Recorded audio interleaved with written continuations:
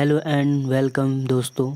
आज पढ़ेंगे फर्स्ट अध्याय है आपका 9th क्लास का और चैप्टर का नाम है यहाँ पर आसपास के पदार्थ। हमारे आसपास के पदार्थ, मैटर एंड सराउंडिंग्स।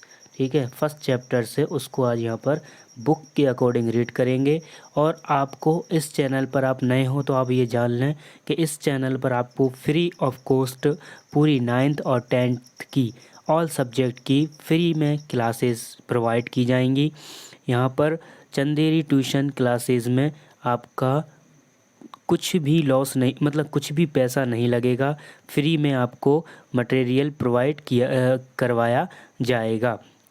तो आप चैनल पर नए हैं तो चैनल को सब्सक्राइब ज़रूर करें और हमारे हौसले को थोड़ा सा सपोर्ट दें।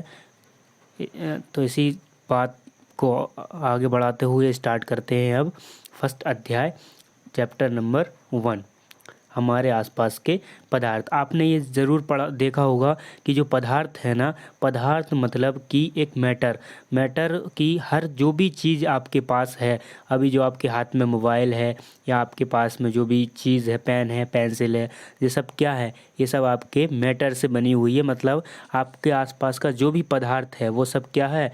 वो सब आपके किसी न किसी चीज़ से बना हुआ है। वही क्या चीज़, वो क्या कहलाएगी? चीज़ पदार्थ कहलाएगी। और पदार्थ का मतलब कि कोई सी भी चीज़ जिसमें, जैसे पेंसिल है, लाइक दैट पेंसिल है, पेंसिल आपके हाथ में है या पेन आपके हाथ में है, तो वो क्या करेगा? कोई ना कोई जगह पर आप रखोगे तो वो जगह को घेरेगा और उसमें कुछ ना कुछ वजन तो होगा, उसमें कोई ना कोई द्रव्यमान तो होगा। ठीक है, कोई ना कोई वजन तो होगा। तो ये सब क्या कहलाते हैं? पदार्थ के गुण आते हैं। तो अभी डिस्कस करेंगे। सबसे पहली बात, एक बात और बता दें कि सबसे पहले आपको बुक का रीड करवाएंगे, मतलब बुक को पढ़वाएंगे। उसके बाद आपको अलग से बोर्ड पर एक एक पॉइंट टू पॉइंट चीज़ें भी समझाएंगी। पदार्थ क्या है, ठीक है, पदार्थ के कितने गुण होते हैं, पदार्थ के कितने टाइप्स होते हैं, कितने प्रकार होते हैं, द्रव्यमान को क्या होता है, द्रव्यमान कैसे कहते हैं, है ना, अभिलक्षण गुण क्या होते हैं, कण क्या होता है, पदार्थ क्या, सबको A to Z आपको बोर्ड पर पॉइंट टू पॉइंट समझाएंगे। सबसे पहले बुक को रीड करेंगे। आप फर्स्ट चैप्टर हो जाएगा, उसके बाद आपको पूरा एक बार से और रिवाइज करवा दिया जाएगा पॉइंट टू पॉइंट के माध्यम से। तो स्टार्ट करते हैं फर्स्ट चैप्टर, हमारे आसपास के पदार्थ। तो रीड कर लेते हैं यहाँ पर कि हमारे चारों ओर नज़र दौड़ाने पर हमें विभिन्न प्रकार की वस्तुएं नज़र आती हैं, जिसका आकार, आकृति और बनावट अलग अलग होती हैं। इस विश्व में प्रत्येक वस्तु जिस सामग्री से बनी होती है उसे वैज्ञानिकों ने पदार्थ का नाम दिया है। ठीक है, जिस हवा में हम सांस लेते हैं, जो भोजन हम खाते हैं और पत्थर, बादल, तारे, पौधे, पशु, यहाँ तक कि पानी की एक एक बूंद या रेत का एक कण, ये सभी पदार्थ हैं।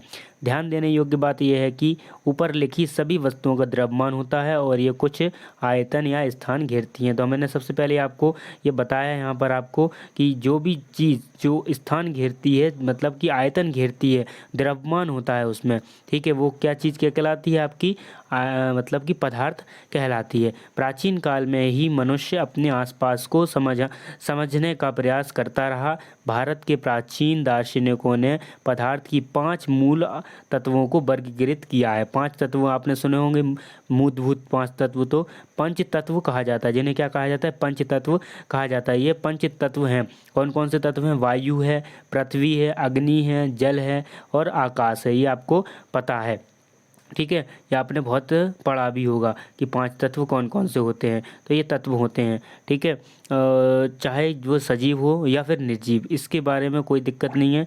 वो 5 तत्व के बाद इन्हीं 5 तत्वों की ये सभी वस्तुएं बनी होती हैं, चाहे वो सजीव हो या निर्जीव, मतलब जिंदा हो या फिर मुर्दा हो। उस समय के सभी यूनानी दार्शनिकों ने भी पदार्थ को इसी प्रकार में वर्गीकृत किया है, 5 तत्वों में बटा है। उसे क्या बोलते हैं? पंच तत्व कहते हैं। ये पंच तत्व हैं वायु, अग्नि, पृथ्वी, जल और आकाश। इसके अनुसार इन्हीं 5 तत्वों की सभी वस्तुएं बनी हैं, चाहे वह सजीव हो या निर्जीव, मतलब कि वह जिंदा हो या फिर मुर्दा हो। उस समय के यूनानी दार्शनिकों ने भी पदार्थ के इसी प्रकार को वर्गीकृत किया है। आधुनिक वैज्ञानिकों ने पदार्थ को भौतिक गुणधर्म एवं रासायनिक प्रकृति के आधार पर 2 प्रकार में बांटा है। जो आधुनिक के हैं, जो इस बार आए हुए थे, मतलब जो आधुनिक के हैं, मतलब यूनानी हैं जो प्राचीन काल के हैं, और जो अभी के हैं आधुनिक के हैं। उन्होंने पदार्थ को 2 पार्टों में बांट दिया। किसमें उन्होंने बांटा? एक तो भौतिक गुणधर्म और एक आपका प्राकृतिक गुणधर्म। मतलब भौतिक जो बनाए गए हैं और जो रासायनिक जो रसायन के द्वारा बनाए गए। भौतिक मतलब जो प्रकृति से मिले हैं, भौतिक से मिले हैं। ठीक है, 2 प्रकार से वर्गीकृत किया है। इस अध्याय में हम भौतिक गुणधर्म के आधार पर पदार्थ के बारे में ज्ञान अर्जित करेंगे। मतलब कौन सा पार्ट पढ़ेंगे इसमें? भौतिक गुणधर्म वाला। और इस क्लास मतलब इस जो अपन इस क्लास में पढ़ रहे हैं, इस क्लास के बाद में अगले अध्याय में यहाँ पर डिस्कस किया जाएगा। ठीक, तो यहाँ पर पढ़ेंगे। अब यहाँ पर पढ़ेंगे पदार्थ के भौतिक गुण। पदार्थ के भौतिक गुण क्या है? पदार्थ के कणों से मिलकर बना है। पदार्थ किन किन कणों से मिलकर बना है वो यहाँ पर अभी डिस्कस करेंगे। देखो, बहुत समय तक पदार्थ की प्रकृति के बारे में 2 विचारधाराएं प्रचलित थी। मतलब 2 मान्यताएं बनी हुई थी कि पदार्थ किस टाइप का है या क्या है। तो एक विचारधारा यह थी कि मानना था कि पदार्थ लकड़ी के टुकड़ों की तरह सतत होते हैं। मतलब लकड़ी के टुकड़ों की तरह क्या होते हैं? बने हुए होते हैं। ठीक है, परंतु अन्य विचारधारा का मानना यह था कि पदार्थ रेत की तरह के कणों से मिलकर बने होते हैं। ठीक है, किसी ने पहले 2 धारणाएं क्या थी कि पदार्थ लकड़ी के टुकड़ों की तरह सतत होते हैं, परंतु अन्य विचारधारा यह थी कि पदार्थ रेत की तरह कणों से मिलकर बने हैं। आइए इन क्रियाकलापों को, अब यहाँ पर ये क्रियाकलाप दिए हैं उनको समझते हैं कि ये कण से बने हैं या फिर लकड़ी के सतत से बने हुए हैं। ठीक है, तो आपको सबसे पहले क्या है यहाँ पर दिया हुआ है कि आपको एक तो 100 मिलीलीटर का एक बीकर लेना है। इस बीकर को जल से आधा भरकर जल के स्तर पर निशान लगा दें कि ये 100 मिलीलीटर तक हो गया। दिए गए नमक या शर्करा को कांच की छड़ी की मदद से जल में घोल दें। ये आपको क्रियाकलाप के लिए चीज़ें चाहिए। एक तो पर नमक चाहिए, नमक हो या फिर शर्करा। शर्करा मतलब जिसमें नमक तो हो गया या शर्करा, नमक और शक्कर का घोल। ठीक है, कांच की छड़ की मदद से जल घोल लें। ठीक है, उसके बाद जल के स्तर पर आए बदलाव पर ध्यान दें। ठीक है, आपके अनुसार नमक या शर्करा का क्या हुआ? यह कब गायब हो गए? क्या जल के स्तर पर कोई बदलाव आया? इन सभी प्रश्नों के विचार हमें स्वीकार करना होंगे। पदार्थ, सभी पदार्थों के कणों से बने पदार्थ होते हैं। उपरोक्त क्रियाकलाप में चम्मच में रखी गई नमक या शर्करा अब पूरे पानी में घुल गई है, जैसा कि चित्र 1 में दर्शाया गया है। तो यहाँ पर कुछ ये चीज़ें पॉइंट भी देख रखी हैं कि इंटरनेशनल यहाँ पर मात्रक बता रखे हैं कि 1 लीटर में 1 डीएम क्यूब होता है, और 1 लीटर में 1000 एम मिलीलीटर होता है, और 1 मीटर में कितने होते हैं? 10⁻³ सेंटीमीटर होता है। ये घन क्यूब मीटर, उसको घन बोलते हैं क्यूब को, और ये लीटर का साइन होता है आयतन का। ठीक है, यहाँ भी बुक में बहुत चीज़ें दी देती हैं, इसीलिए बुक को पहले पढ़ रहे हैं। तो यहाँ पर आप देखिए, यहाँ पर सबसे पहले दे रखा है, क्या लिया आपने? जल लिया और नमक को मिलाया। जल ले लो, यहाँ पर यहाँ तक 100 तक वो क्या कर लो, 100 मिलीलीटर तक जल ले लो। फिर नमक